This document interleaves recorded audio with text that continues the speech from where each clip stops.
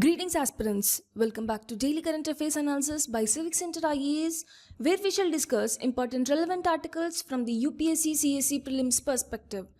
So these are the topics displayed which we are going to discuss today.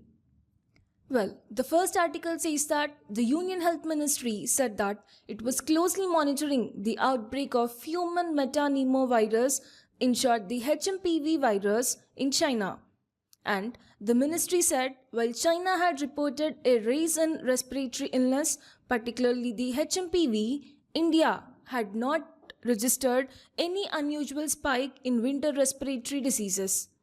So, in this context, let's discuss briefly about the human metapneumovirus, that is in short HMPV. Well, know that HMPV was first discovered in the year 2001, which belongs to the Paramyxoviridae family, which includes other well-known respiratory viruses like the respiratory syncytial virus, and as noted by the FDA, it primarily affects young children, older adults and individuals with compromised immune systems. Now, let's know what are the symptoms of it. See, the symptoms of HMPV vary from mild to severe. In most of the cases, symptoms resembles like a common cold, including cough, fever, nasal congestion and shortness of breath.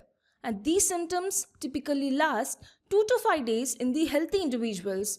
However, in severe cases, especially in young children or those with pre-existing conditions, HMPV can lead to complications like pneumonia or bronchiolitis. But fortunately, the fatality risk remains low. But how does this HMPV spread? See, HMPV spreads similarly to other respiratory viruses, and the primary modes of transmission include airborne particles from coughing or sneezing, then the physical contact with infected individuals, and also the contaminated surfaces. Further, the virus is more common during the winter and spring months, making the seasonal awareness crucial. And now, let's talk about the prevention. So, how to prevent this virus?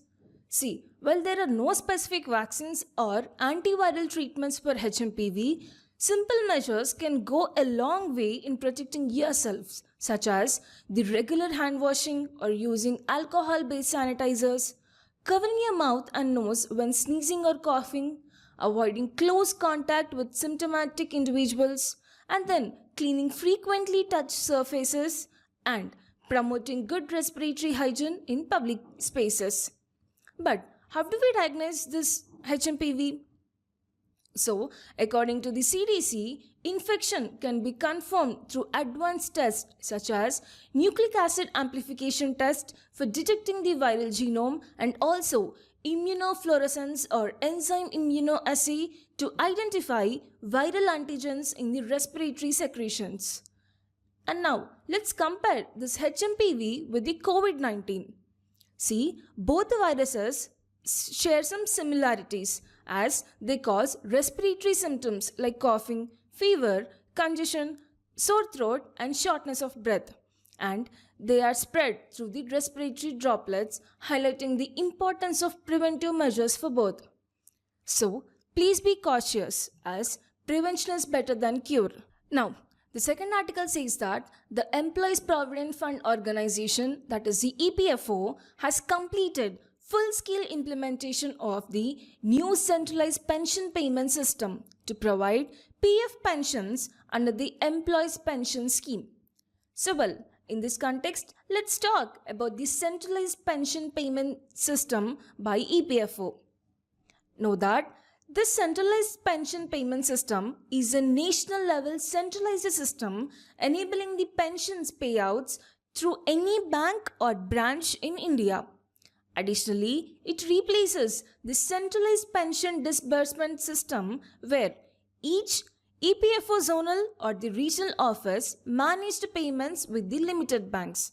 Further, this initiative was launched officially on 1st of January 2025 as a part of EPFO's centralized IT-enabled systems, that is the CITES 2.01 modernization project. Now, who is eligible for a pension under this Employees Pension Scheme, that is EPS? See, to qualify the eligibility, individuals must be a member of EPFO and have been completed 10 years of service. Further, they should have been reached the age of 58 years. Additionally, the pensioners have two options. First is they can withdraw their EPS at a reduced rate starting from age 50, or they can defer their pension until age 60, earning an additional 4% per year for the deferment. And this CPPS, that is the Centralized Payment Pension System, is designed to bring several benefits to the pensioners. And here let's see what it offers. First is the universal access. That is, pensioners who move frequently or live in different locations now no longer need to transfer their pension payment orders, and they can easily access their pensions without any disruptions. Second, the system eliminates the manual process, ensuring pensions are credited automatically upon release by the government. And lastly, with the integration of Aadhaar-based biometric systems, CPPS improves the transaction accuracy and reduces the delays. Now, let's take a closer look at the key features of the CPPS. First is the ease of access. See, now the pensioners no need to visit bank branches for their physical verification, and the system ensures automatic credit of pensions as soon as they are released. Second, as the system utilizes Aadhaar biometric identification to enhance the efficiency and reliability of the transactions. Thirdly, by centralizing the operations, the CPPS significantly reduces administrative and operational cost, benefiting both the government and pensioners. Now, moving forwards, let's see the next article. The next article says that the Green Tribunal has issued notices to Ministry of Environment, Forest and Climate Change and Singareni Collieries Company Limited over a proposal to fell 1,05,092 trees to facilitate an open cast coal mine in Odisha's Angul district. So well, in this context, let's talk about the National Green Tribunals and its powers. First, know that the National Green Tribunal, in short the NGT, is a statutory body established under the National Green Tribunal Act of 2010. Furthermore, it provides effective and expeditious disposals of cases related to the environmental protection, conservation of forest and other natural resources, and it also enforcement of legal rights pertaining to the environment. Interestingly, the NGT draws its authority from the right to be a healthy environment, which is recognized as a fundamental aspect of the right to life under the Article 21 of the Indian Constitution. Now, let's explore the powers of National Green Tribunal. Firstly, the NGT has the authority to adjudicate cases related to the environmental protection, conservation of forest and also the enforcement of environmental rights. Secondly, it has a civil and criminal jurisdiction, enabling it to hear cases involving the environmental violations and offences. Additionally, the NGT has a jurisdiction over various environmental laws, including the Water Prevention and Control of Pollution Act 1974, the Air Prevention and Control of Pollution Act 1981, the Environmental Protection Act 1986 and among others. Now moving on, the NGT has several unique features that set it apart. For instance, it can impose penalties for the non-compliance such that violators can face imprisonment of up to 3 years or fines up to 10 crore rupees or sometimes the both, depending on the severity of the violation. Moreover, the NGT has summatory powers, meaning it can take up environmental issues across the country without waiting for the specific case filings. In addition, it can review government decisions or actions that have caused harm to the environment, ensuring accountability at all the levels. Lastly, it is important to know that the NGT is guided by the principles of natural justice. Remember, here the NGT is guided by the principles of natural justice. so that this ensures fairness and inclusivity in all its decisions and actions. The next article says that calling the Maldives a very concrete expression of India's neighborhood first policy, External Affairs Minister S. Jaishankar said the two countries have finalized a framework to promote the use of local currencies for cross-border trade and signed a pact on high-impact community development projects. So well, in this context, let's discuss about the Maldives and India-Maldives relations. To start with, the Maldives is a low-lying island country situated in the northern central Indian Ocean. Interestingly, its closest neighbors are India, located about 600 kilometers to the northeast, and Sri Lanka, about 645 kilometers to the northeast. Additionally, the capital of the Maldives is Malé, and the official language is an Indo-European language called the Dhivehi, also known as the Maldivian. Moving on, let's see the India-Maldives relations. See, the Maldives host significant strategic importance for India because of its proximity to India and its location along the key commercial sea lanes in the Indian Ocean. It becomes crucial for the India's regional interest, particularly amid the China's growing presence in the region. First, let's see the bilateral relations. Firstly, the political relations. Historically, India has been a close partner of the Maldives, and India recognized Maldives' independence in the year 1965 and then established a mission in the Malé in the year 1972.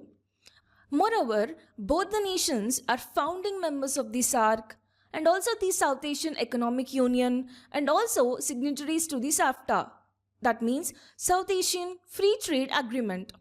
Finally, India and Maldives share the mutual support in multilateral platforms such as the UN, Commonwealth, NAM, and also the SAARC. Strategically, the Maldives is pivotal for India. For example, it lies next to the key shipping lanes in the Indian Ocean that are crucial for energy supplies to China, Japan, and India. So as a result, the Maldives plays a vital role in India's Sagar initiative, that is the security and growth for all in the region, and also the neighborhood first policy. Now, if we see the key areas of cooperation, first is the defense and security. So, in terms of defense, India and Maldives have strengthened their cooperation. To illustrate, they signed a technical agreement for sharing wide shipping information which helps track commercial vehicles. Additionally, the two countries conduct the Ekuviran, which is a joint military exercise aimed at enhancing defense collaboration. Second is the economic ties between the India and Maldives are equally robust. For instance, a trade agreement signed the year 1981 enables India to export essential commodities to the Maldives, including the rice, wheat flour, sugar, and onions. Moreover, India maintains a positive balance of trade with the Maldives, reflecting the strength of their economic partnership. And India has also been a key development partner for the Maldives. For example, India has contributed to diverse projects such as healthcare like the Indira Gandhi Memorial Hospital, and in education, the Maldives Polytechnic and the India-Maldives Faculty of Hospitality and Tourism Studies. Further, in the infrastructure category, the port at Gulhifalu, Hanimado Airport redevelopment, and the Hul Humale Hospital and also the cricket stadium. And further, India's crucial interventions in the Maldives include, first is the Operation Cactus in the year 1988. So, India launched the Operation Cactus to assist the Maldives during a political crisis. Specifically, Indian forces foiled a coup attempt by the armed mercenaries supported by the Sri Lankan Tamils, showcasing India's commitment to the Maldives stability. Second is the Operation Neer. So, the another significant intervention was the Operation Neer, where India provided urgent assistance during a major fire at the Mali Water and Sewerage Company. To elaborate, India deployed C-17 Globemaster III and IL-76 transporters to deliver bottled water after the island's only water treatment plant collapsed. Furthermore, recently, India and Maldives finalized a framework to promote the local currency use in cross-border trade and signed an agreement on high-impact community development projects. Undoubtedly, this reflects the growing depth of their bilateral ties and the India's commitment to its neighborhood first policy. The next article says that India's forex reserves dropped by $4.112 billion to $640.279 billion during the week ended on December 27, as according to the Reserve Bank of India. So well, in this context, let's talk about the foreign exchange reserves. See, the foreign exchange reserves, also called as the forex reserves, are the reserve assets held by the central bank in the foreign currencies, and these may include foreign currencies, bonds, treasury bills, and other government securities. Furthermore, the reserves are denominated and expressed in the US dollar, which is the international numeral for the purpose. Remember here, the RBI is a custodian of the foreign exchange reserves in India. And moving forward, know that the India's foreign exchange reserves comprise of foreign currency assets, like these are maintained in currencies like the US dollar, euro, pound sterling, Australian dollar and Japanese yen, and also the gold, and also the SDR, that is the special drawing rights, and the RTP, that is the reverse tranche position. Interestingly, the biggest contributor to the India's foreign exchange reserves is the foreign currency assets, and followed is the gold. But why are these foreign exchange reserves so significant? See, firstly, they are used to back liabilities on their own issued currency and which supports the exchange rate and set the monetary policy. Secondly, it ensures that RBI has backup funds if their national currency rapidly devalues or becomes altogether insolvent. Thirdly, if the value of rupee decreases due to an increase in demand of foreign currency, then the RBI sells the dollar in the Indian money market so that depreciation of the Indian currency can be checked. Next, a country with a good stock of forex has a good image at the international level because the trading countries can be sure about their payments. Lastly, a good forex reserve helps in attracting foreign trade and earns a good reputation with the trading partners. Now, the next article says that the Prime Minister Shri Narendra Modi paid tribute to Savitribai Phule ji on her birth anniversary yesterday, acknowledging her as a beacon of women's empowerment and a pioneer in education and social reforms. So in this context, let's take a closer look at her remarkable journey and impactful contributions. Let's see the contributions she made. To begin with, Savitribai Phule is recognized as India's first woman teacher. In fact, she founded the first school for girls in Pune in the year 1848, marking a historic milestone in the fight for the women's education. Moreover, she, along with her husband Jyotirao Phule, established two educational trusts to further her mission. First is a native female school in Pune, and the other is Society for Promoting the Education of Mahars, Monks and other downtrodden caste. In addition to her work in education, Savitribai Phule was a tireless social reformer. Together with her husband, she co-founded the Satyashodak Samaj, which is also known as Truth Seeker Society, to challenge the oppressive caste systems. And beyond this, she established several institutions to support the marginalized groups, including a shelter for destitute women in the year 1864, where offering safety and hope to those in need.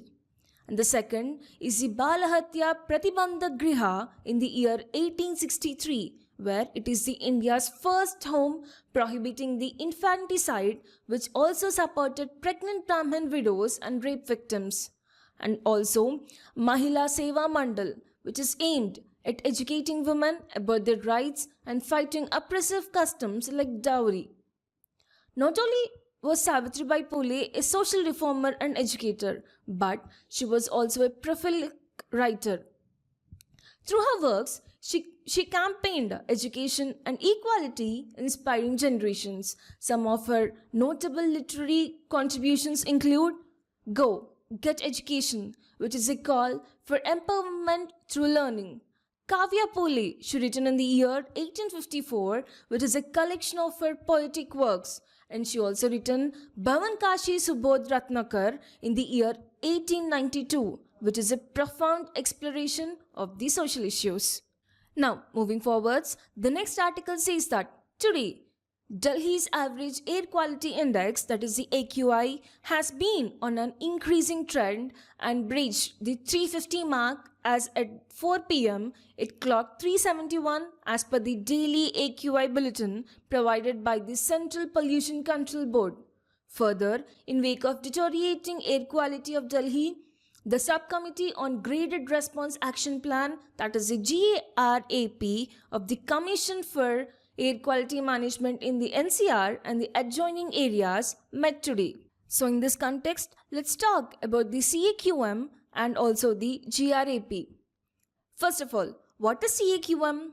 CAQM stands for the Commission for Air Quality Management, and it is a statutory body established by the Government of India, and its primary mandate is to address the air pollution issues and improve air quality in the National Capital Region and the adjoining areas. Now, when was this commission established? Well, it came into existence in the year 2021 following the passage of Commission for Air Quality Management in the National Capital Region and the Adjoining Areas Act of 2021. Now, let's look at the key objectives of the CAQM. Firstly, the improvement of air quality is its foremost goal. The Commission is tasked with taking both proactive and corrective actions to achieve this. Second, it emphasizes a coordinated approach by harmonizing efforts among various state governments, ministries and agencies involved in managing the air pollution. Third, the CAQM promotes research on air quality management and ensures the collection and analysis of the reliable data on the air pollutions. Fourth, it oversees the implementation of policies, ensuring that measures taken are effective in curbing the pollution. Finally, the Commission aims to raise public awareness about the importance of clean air and encourages citizens to adopt pollution-reducing measures. And in the same context, let's talk about the Graded Response Action Plan, that is the GRAP. Now, what exactly is it? Simply put, GRAP is a set of emergency measures designed to prevent further deterioration of air quality when it reaches certain thresholds in the Delhi NCR region. Interestingly, it was approved by the Supreme Court in the year 2016 following the case of MC Mehta versus Union of India and was officially noted in the year 2017. Then, how is this GRAP implemented? See, from the year 2021 onwards, this GRAP has been implemented by the CAQM. However, prior to 2021, the Supreme Court appointed Environment Pollution Prevention and Control Authority, that is the EPCA, was responsible for ordering states to implement the GRAP measures. But it's worth noting that EPCA was dissolved in the year 2020 and then replaced by the CAQM. So that to ensure the accuracy, the CAQM relies on air quality and meteorological forecast provided by the Indian Institute of Tropical Meteorology and also the India Meteorological Department. Lastly, let's talk about the status of GRAP, which are divided into 4 distinct categories based on the AQI levels. Stage 1, which corresponds to poor air quality. It is activated when the AQI ranges between 201 and 300. Stage 2, labeled as very poor, kicks in when AQI levels range from 301 to 400. Stage 3, indicating severe air quality, is for AQI levels between 401 and 450. And finally, Stage 4, known as severe plus, applies when AQI levels exceed 450. The last article of the day is that Ministry of Electronics and Information Technology has drafted the Digital Personal Data Protection Rules 2025 to facilitate the implementation of Digital Personal Data Protection Act of the year 2023. Significantly, it aims to strengthen the legal framework for the protection of digital personal data by providing necessary details and an actionable framework, so stakeholders are invited to share the feedbacks or comments on the draft rules. So, in this context, let's discuss about the Draft Digital Personal Data Protection Rules 2025. To start with, these draft rules are officially referred to as Digital Personal Data Protection Rules 2025. Now, let's see the responsibilities of data fiduciaries, which are organizations handling this personal data. First, they are required to provide clear and concise notes to the data principals. And these notices must include details about the types of data being processed and the purpose of processing. Second, they need to specify the mechanisms for withdrawing the consent and exercising rights and also filing the complaints. And when it comes to data security, the fiduciaries must implement advanced measures like the encryption, masking, and access controls. Additionally, they are required to retain the audit logs for transparency for a specific period. In case of data breaches, fiduciaries must promptly notify both the affected individuals and government authorities. Along with this, they must provide the recommendations to mitigate the potential risk. Now, let's talk about the consent managers, which play a pivotal role in managing the user consent. See, these entities must meet the registration criteria, ensuring the technical, operational, and financial capabilities. They also need to facilitate the secure mechanism for users to provide, manage, and withdraw the consent effectively. But what about the rights of individuals? So, under these rules, data principals have several rights, including access to their personal data and the ability to request its erasure and the right to know how the data is being processed. Additionally, there must be a robust grievance redressal mechanism through data fiduciaries and consent managers. There are also special provisions to protect certain groups. Like for children's data processing, verifiable parental consent is mandatory. Similarly, provisions are in place to safeguard vulnerable individuals, including those with the disabilities. And when it comes to data retention and deletion, fiduciaries are required to limit retention to the necessary period for the stated purpose, and they must also notify the users before erasing the unused data.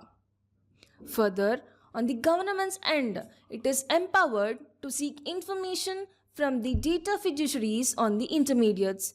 Furthermore, it can impose restrictions on the transfer of sensitive data outside India, especially for the reasons of the national security. And for the significant data fiduciaries, which are the organizations managing large volumes of sensitive data, the rules mandate, like the annual data protection impact assessment and audits, ensuring there are no algorithmic risks to the rights of data principals, compliance with strict storage and transfer restriction for sensitive data. However, it's important to know that there are certain exemptions for certain types of data processing. These include processing for research, statistical purposes, or specific government functions which may be exempt from certain provisions. Lastly, let's touch on the dispute resolution and appeals. See, if there's a dispute, appeals against the board's order can be filed with the appellate tribunal. In addition, the process for filing appeals will be digital first, ensuring faster and more streamlined dispute resolution. Well, Today we have discussed 8 articles for the day and we'll be back with another video. Thank you.